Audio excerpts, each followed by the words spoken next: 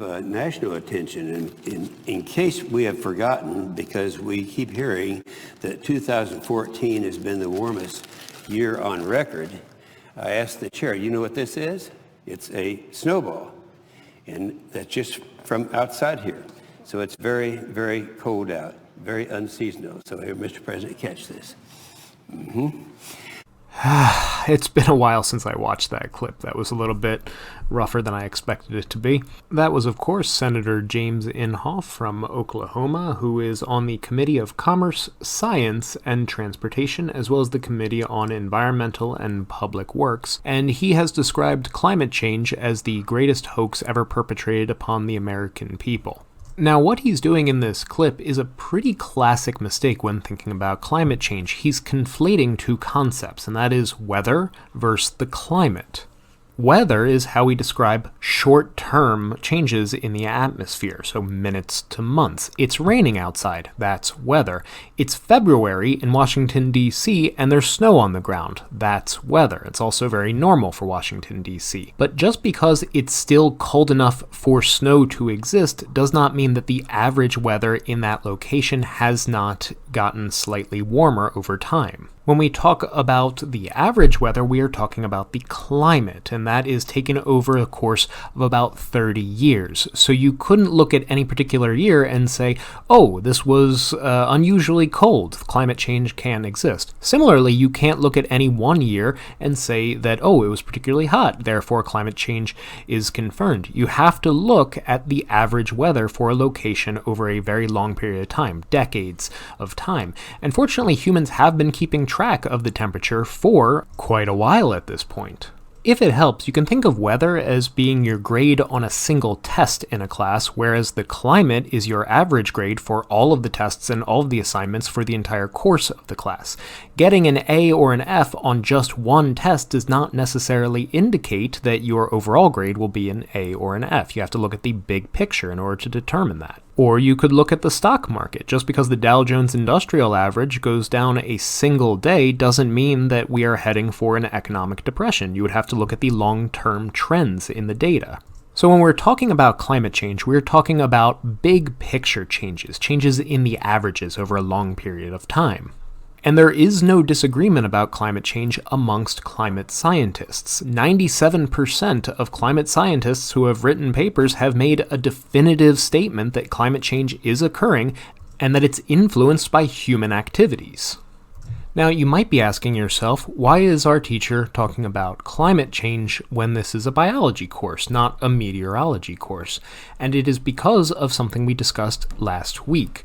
The local climate is determined by the temperature and the precipitation, and that will determine what kinds of vegetation you get in that area, and that'll determine what kind of biome you have in that area.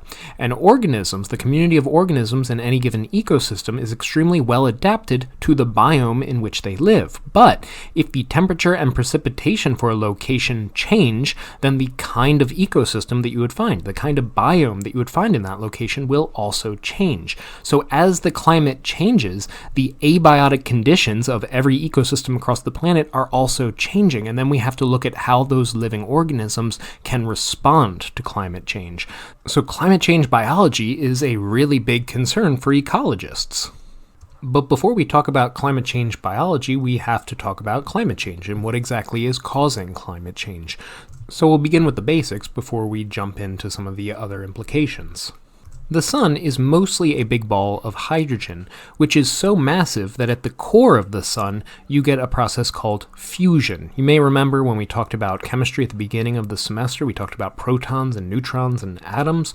Well, in a fusion process, lighter elements can combine to form larger elements. For example, 4 hydrogen atoms can fuse together to create a helium atom.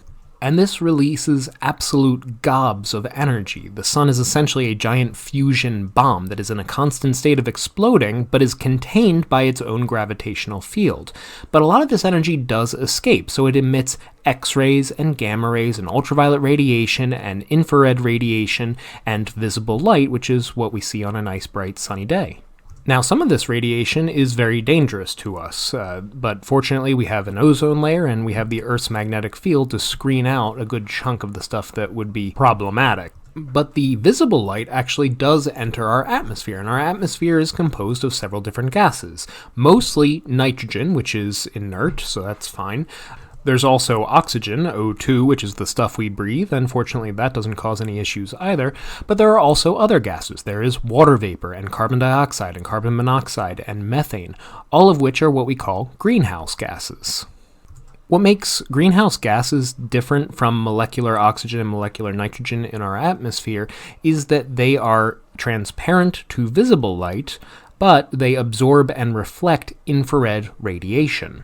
Infrared radiation is heat. Now that's one piece of the puzzle. The other piece is that when visible light strikes a surface and it is absorbed and then re-radiated by whatever material it's come into contact with, it's re-radiated as infrared. It's re-radiated as heat.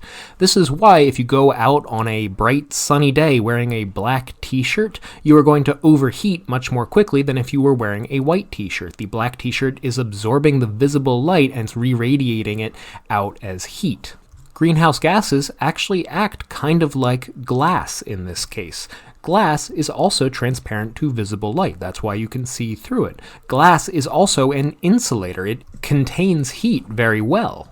And this is why we refer to it as the greenhouse effect. If you've ever seen a greenhouse, you can have a snowy field. It's bitter cold on any given day, but because the greenhouse is made out of glass, it allows visible light in, that energy is absorbed, and then when it's re-radiated as heat, it's not allowed to escape because the glass is functionally opaque to infrared light.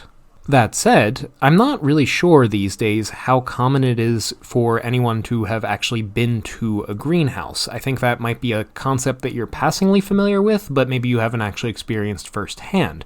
So I often like to think about it as the summer parking lot effect. If you've ever left your car out in a parking lot on a sunny day in summer, you know that when you get back into that car, it could be 20, 30 degrees hotter than it is outside.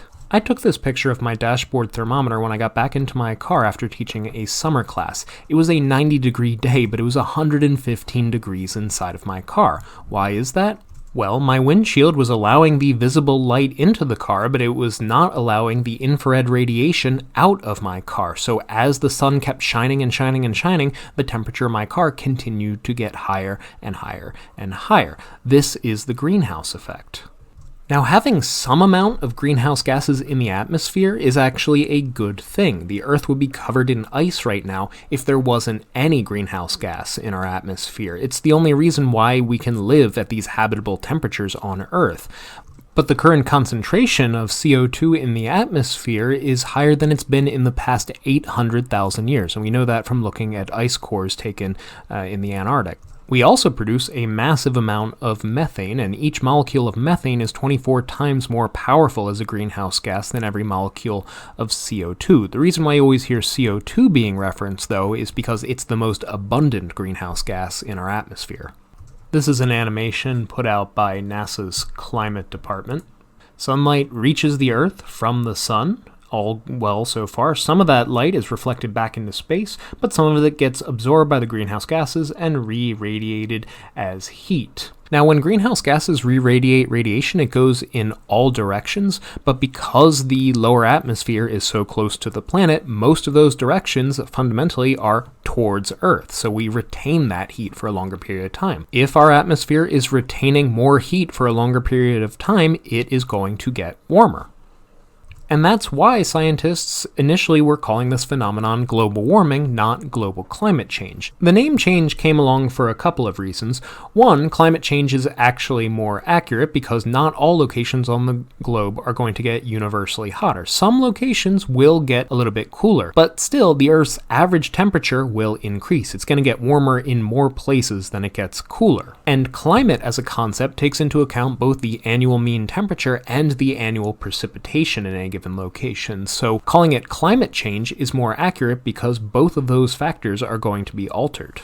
The big changeover in language actually occurred during the administration of George W. Bush, who began exclusively using the term climate change as opposed to global warming in 2002.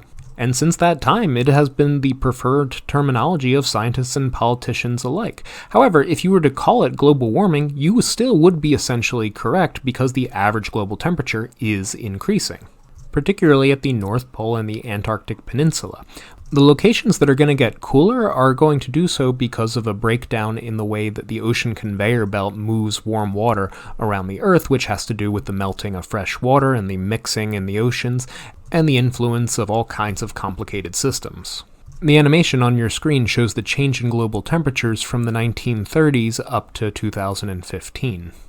And you can see that while the heating isn't even everywhere, the majority of the planet is getting warmer.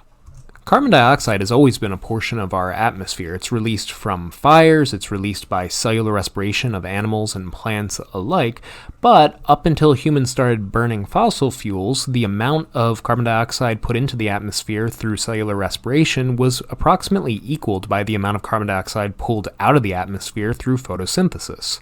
And if the deposits of carbon dioxide meet the withdrawals of carbon dioxide, then there will be zero net change in the balance of carbon dioxide in the atmosphere. Now imagine for just a moment that you are an atom of carbon. There's only so many places where you could hide on planet Earth. You could be part of the Earth's crust, part of the lithosphere. You could be dissolved inside the oceans or lakes, part of the hydrosphere. You could be floating around in the atmosphere as a gas. Or you could be inside the DNA and the proteins and the lipids and the sugars of living organisms. You could be part of the biosphere. Any molecule of carbon that is in the lithosphere, the biosphere, or the hydrosphere is not contributing to the warming of the planet. When humans began burning fossil fuels, we took a reservoir of carbon which had not participated in the atmosphere for over 100 million years, and we began dumping it into the atmosphere. It was sitting, not participating in photosynthesis or cellular respiration, in the lithosphere, untouched. Simultaneously, we started clear-cutting forests and eliminating other natural ecosystems. So photosynthesis, the process by which we remove that carbon dioxide from the atmosphere, was reduced on a global scale. And while I'm talking about photosynthesis in this context, I just want to address a new wrong idea that's been gaining some traction lately, and that is the idea that an increased carbon dioxide atmosphere will be good for plants, that photosynthesis is going to be put into overdrive. No. Carbon dioxide is a required molecule for photosynthesis, but it is not a limiting reagent. Plants still need to have nitrates in the soil, they still need to have phosphates, they still need to have access to water, which precipitation belts are going to be altered by climate change. So there's nothing about an increased CO2 world that is going to, across the board, increase the rate of photosynthesis. Some plants do benefit from increased levels of carbon dioxide, like for example corn and poison ivy both benefit, but overall the negative effects from climate change would counteract any kind of benefit that they would receive from the increased CO2. By using tree ring and ice core and other historical data, we've put together a graph of the amount of carbon dioxide in the atmosphere. Right around the time of the Industrial Revolution, when we started really burning a lot of coal and then a lot of oil and natural gas as well, is when the carbon dioxide accumulation in our atmosphere began in earnest, yielding what is sometimes called the hockey stick graph. Now, this graph only goes up to the year 2000. I pulled it from a slightly older textbook. The reason why I like to use it, though, is because I've had students express concerns to me that perhaps scientists simply shift their data forward every few years. The reason why it always seems like climate change is just on the horizon is because we keep manipulating our graphs. So taking this old graph and then applying contemporary data on top of it, here's the amount of carbon dioxide in the atmosphere as of May 2019. Now that's still a little bit historical, so if we go to the current data at the Mauna Loa Observation Facility, you'll see that that trend continues to hold, that we actually got up to about 416 parts per million last year. Now, an interesting thing that happens with the carbon dioxide data is it actually rises and falls, dropping to its lowest level every October and then rising to a new high every May. But if you look at the graph over a long enough period of time, you see that with every sawtooth up and down, we ratchet the carbon dioxide concentration up, up, up, up. How can we be sure that it's our carbon from fossil fuels that's actually accumulating in the atmosphere? Well, the carbon atom comes in different isotopes. You have carbon-12, which has an atomic mass of 12. 12, and then you have carbon-13, which has an extra neutron, so it has a mass of 13.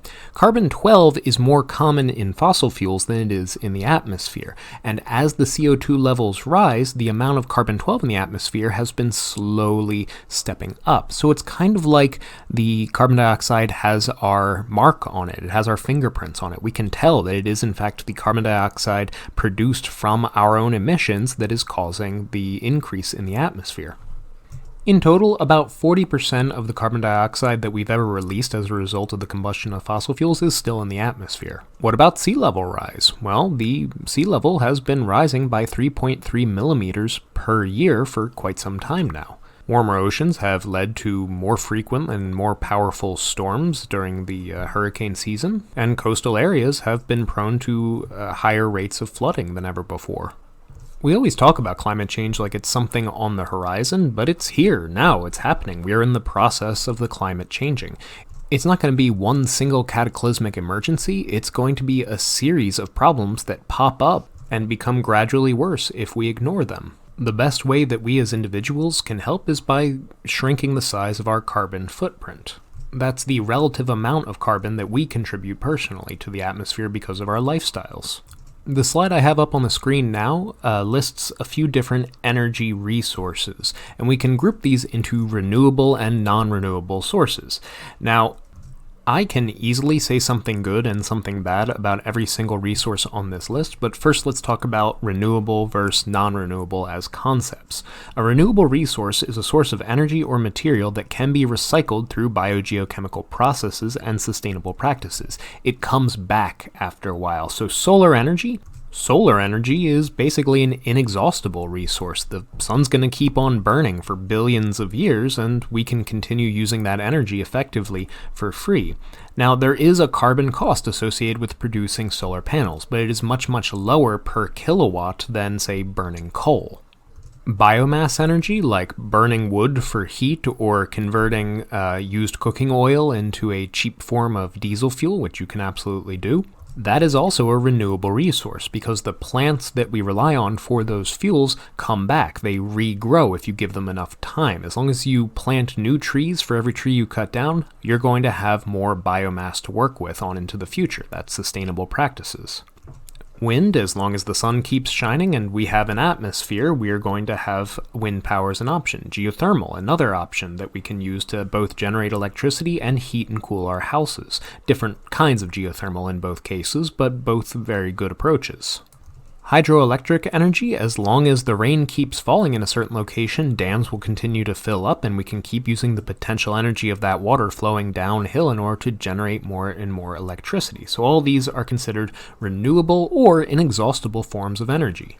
And using them creates a comparatively small amount of carbon dioxide. On the right, we have the non-renewable sources of energy. Millions of years ago, photosynthetic organisms captured light energy and stored it inside their biomass, and over geologic time, that energy has been converted to the form of oil and coal and natural gas, all of which you can burn in order to make energy. And these are cheap energy resources. That is the primary benefit of these things. This is why we still use them, compared to some of these other forms of energy, which require a massive infrastructure investment. Oil and coal and natural gas are very cheap. However, they are extremely polluting as well, and they produce far more greenhouse gases as well as several other environmental pollutants than their renewable counterparts. On the list of non-renewable energy sources, nuclear seems to be the odd man out. And nuclear energy is different from these other three. It is not a carbon-based compound which you burn through combustion in order to get energy. Rather, you use the natural radioactivity of certain elements, like, for example, uranium or thorium. I personally am a thorium reactor fanboy, to create enough heat to generate steam, and that steam turns turbines, and those turbines produce electricity. The amount of carbon dioxide produced by nuclear energy is pretty much negligible. It's just the amount of carbon dioxide produced in the construction of the reactor itself. But it is nevertheless a non-renewable resource because radioactive elements exist in a fixed quantity in the Earth's crust. So non-renewable resources are sources of energy and material that cannot be replenished. There's only a certain amount of oil, there's only a certain amount of coal, there's only a certain amount of natural gas, there's only a certain amount of uranium or thorium on Earth, and once it's used up, it's gone. Now, technologies like fracking have dramatically increased the amount of, for example, natural gas we could economically recover, but there is still a limit on these things, and eventually we will run out. So one way or the other, humanity is going to have to transition over to renewable energy sources. It's just really a question of when. Some people say we could make the transition now, other people think that that is naive, but we will have to do it eventually. So I think that's probably a pretty good place to end this video. It went on longer than I expected, so I'll make a separate video that discusses the effects on ecosystems, or at least some of the effects on ecosystems of global climate change. So I'll see you next time.